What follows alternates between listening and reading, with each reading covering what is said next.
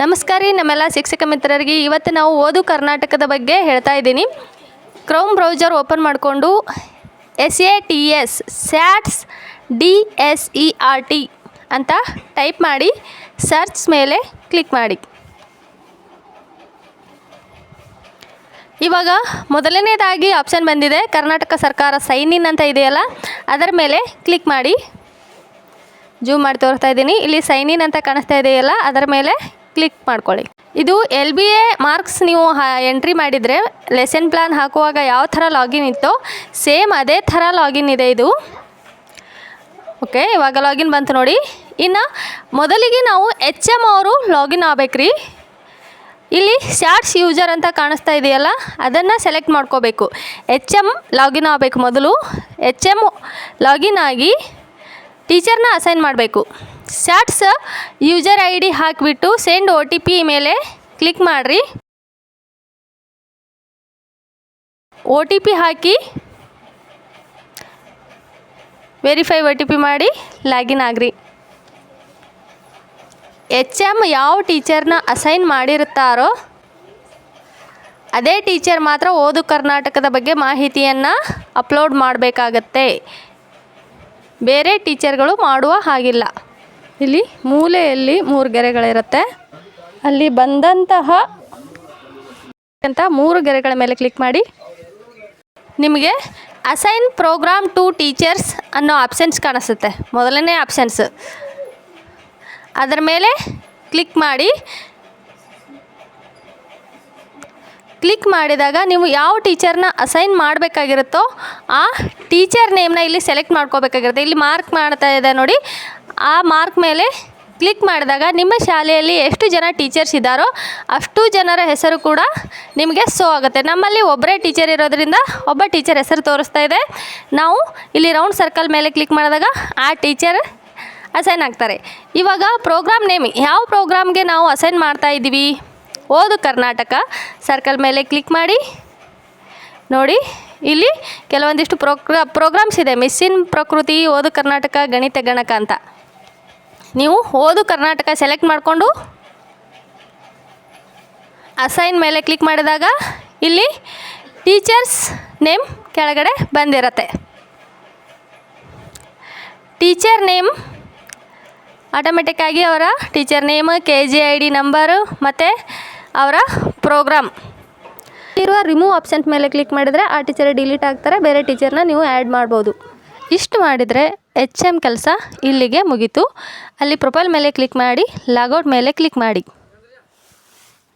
Logout ಆಗಿ ಇವಾಗ teacher ಅವರು ಲಾಗಿನ್ ಆಗಬೇಕಾದ್ರೆ ಟೀಚರ್ ಅಂತ ಆಪ್ಷನ್ ತೊಗೋಬೇಕು. ನಂತರ ಇಲ್ಲಿ KGID ನಂಬರ್ ಹಾಕಿ ಎಂಟರ್ OTP ಹಾಕಿ ಲಾಗಿನ್ ಆಗಿ. ಇಲ್ಲಿ ಮೂಲೆಯಲ್ಲಿರೋ ಗೆರೆಗಳ ಮೇಲೆ ಕ್ಲಿಕ್ ಮಾಡಿ ಓದು ಕರ್ನಾಟಕ ಅಂತ ಆಪ್ಷನ್ಸ್ ಇರುತ್ತೆ. ಅದರ ಮೇಲೆ ಕ್ಲಿಕ್ ಮಾಡಿದಾಗ ಓದು ಕರ್ನಾಟಕ ಅಸೆಸ್ಮೆಂಟ್ ಅಂತ ಬರುತ್ತೆ. ಅದರ ಮೇಲೆ ಕ್ಲಿಕ್ ಮಾಡಿ. ಇಲ್ಲಿ ಸೆಲೆಕ್ಟ್ ಕ್ಲಾಸ್ ಇದೆ. ನಿಮಗೆ 4ನೇ ಕ್ಲಾಸ್ ಬೇಕಾದರೆ 4, 5 ಕ್ಲಾಸ್ ಸೆಲೆಕ್ಟ್ ಮಾಡ್ಕೋಬೇಕು.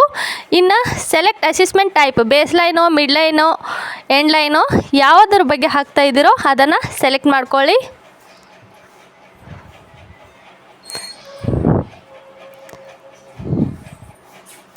ಇದಾದಮೇಲೆ ಸೆಲೆಕ್ಟ್ ಲೆವೆಲ್ ಯಾವುದು, ಬೇಸಿಕ್ ಲೆವೆಲ್ ಹಾಕ್ಕೊಳ್ತಾ ಇದ್ದೀನಿ. ಇನ್ನು ಡೇಟ್, ನಾವು ಯಾವ ದಿನಾಂಕದಿಂದ ಈ ಲೆವೆಲ್ನ ಸ್ಟಾರ್ಟ್ ಮಾಡಿದ್ದೀವಿ ಅಂತ ಜನವರಿಲಿ ತೊಗೊಳ್ತಾ ಇದ್ದೀನಿ ಅಂತ ತಿಳ್ಕೊಳ್ಳಿ. ಇದು 60 ದಿನಗಳದ್ದಾಗಿರುತ್ತದೆ. ನೀವು ಸೆಲೆಕ್ಟ್ ಮಾಡ್ಕೊಳ್ಳಿ. ಡೇಟ್ ಸೆಲೆಕ್ಟ್ ಮಾಡಿಕೊಂಡು ಸರ್ಚ್ ಮೇಲೆ ಕ್ಲಿಕ್ ಮಾಡಿದಾಗ ಇಲ್ಲಿ ನಿಮ್ಮ ಶಾಲೆಯಲ್ಲಿ ಇರತಕ್ಕಂಥ ಎಲ್ಲ ಮಕ್ಕಳ ಆ ತರಗತಿಯ ಎಲ್ಲ ಮಕ್ಕಳ ಲಿಸ್ಟ್ ಓಪನ್ ಆಗುತ್ತೆ. ನಮ್ಮ ಶಾಲೆಯಲ್ಲಿ ಒಂದು ಮಗು ಇರೋದ್ರಿಂದ ಒಂದು ಮಗುವಿನ ಲಿಸ್ಟ್ ಇಲ್ಲಿ ಓಪನ್ ಆಗುತ್ತೆ. ಇಲ್ಲಿ ಮಗುವಿನ ಸ್ಯಾಟ್ಸ್ ID, ಸ್ಟೂಡೆಂಟ್ ನೇಮ್ ಮತ್ತು ಸ್ಕೂಲ್ ನೇಮ್ ಬಂದಿರುತ್ತೆ. ಇನ್ನು ಸ್ಯಾಂಪಲ್ ನಂಬರ್ ಅಂತ ಬಂದಿರುತ್ತೆ. ಈ ಸ್ಯಾಂಪಲ್ ನಂಬರಲ್ಲಿ 4 ನಂಬರ್ಸ್ ಇರುತ್ತೆ. ಪ್ರತಿ ಸ್ಕೂಲಲ್ಲಿ 10 ಮಕ್ಕಳಿದೆ ಅಂತ ತಿಳ್ಕೊಳ್ಳಿ. 1ರಿಂದ 4ರವರೆಗೆ 4 ನಂಬರ್ ಕೊಡಬೇಕು. ಮತ್ತು 5ನೇ ಮಗುವಿಗೆ ಮತ್ತೆ 1 ನಂಬರಿಂದ ಹಿಡ್ಕೊಂಡು ನಂಬರ್ ಕೊಡಬೇಕು. ಮಗು ಇರಲಿಲ್ಲ ಅಂದರೆ ಕೆಳಗಡೆ ಕಾಣಿಸ್ತಾ ಇರತಕ್ಕಂಥ AB ನಂಬರ್ ಅಂದರೆ ಅಬ್ಸೆಂಟ್ ನಂಬರನ್ನ ಹಾಕ್ಕೋಬೇಕು.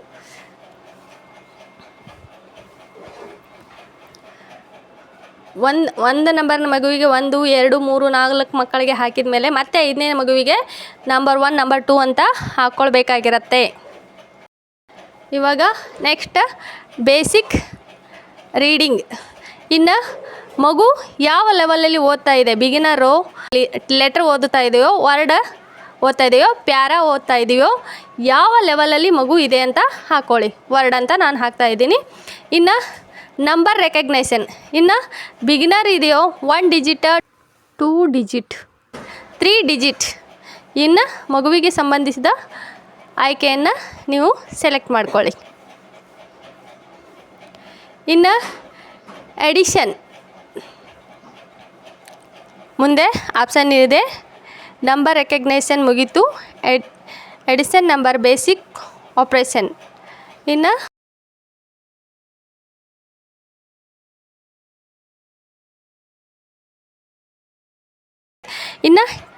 ಕ್ಯಾನಾಟ್.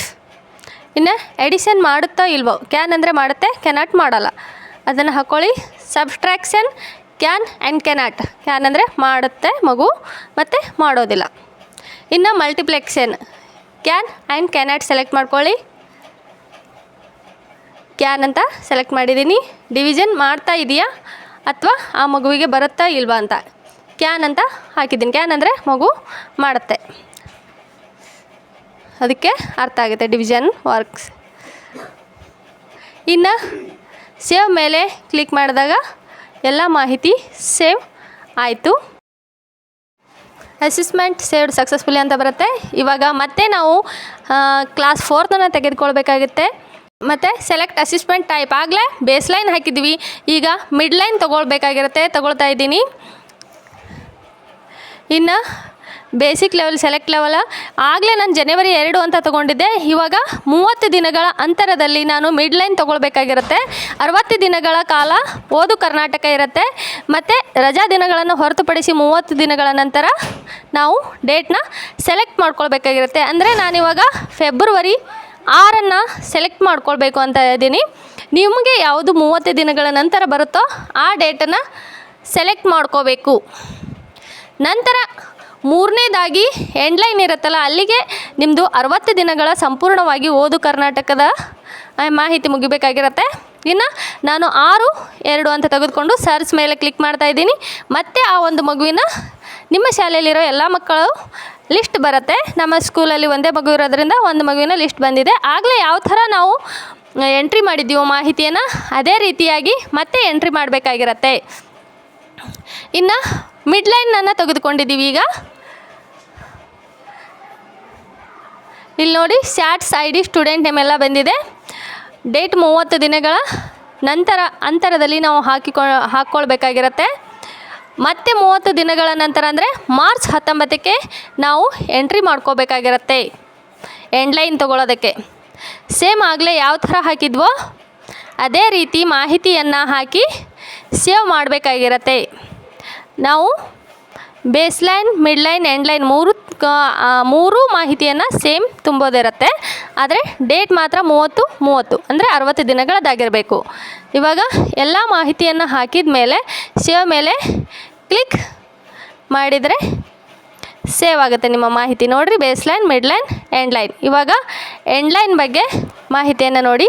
ಈ ಮಾಹಿತಿ ನಿಮಗೆ ಇಷ್ಟವಾಗಿದ್ದರೆ ಚಾನಲ್ನ ಸಬ್ಸ್ಕ್ರೈಬ್ ಮಾಡಿ. ಎಲ್ಲ ಮಾಹಿತಿನೂ ನನಗೆ ಏನು ಬೇಕಾಗಿದೆ, PDF ರೂಪದಲ್ಲಿ ಬೇಕಾಗಿದೆ ಅಂತ ಇಟ್ಕೊಳ್ಳಿ. ಇಲ್ಲಿ PDF ಅಂತ ಕಾಣಿಸ್ತಾ ಇದೆ, ಅದರ ಮೇಲೆ ಕ್ಲಿಕ್ ಮಾಡಿ ಫೈಲ್ ಡೌನ್ಲೋಡ್ ಆಗುತ್ತೆ. ಓಪನ್ ಮೇಲೆ ಕ್ಲಿಕ್ ಮಾಡಿದರೆ ನಿಮ್ಮ ಮೊಬೈಲಲ್ಲಿ ಇದು ಸೇವ್ ಆಗಿರುತ್ತದೆ. ನಿಮಗೆ ಬೇಕೆಂದಾಗ ಪ್ರಿಂಟ್ ತೆಗೆದುಕೊಂಡು ಇಟ್ಟುಕೊಳ್ಳಬಹುದು. ದಯವಿಟ್ಟು ಚಾನಲ್ನ ಸಬ್ಸ್ಕ್ರೈಬ್ ಮಾಡಿ, ಶೇರ್ ಮಾಡಿ, ವಿಡಿಯೋಗೆ ಸಪೋರ್ಟ್ ಮಾಡಿ.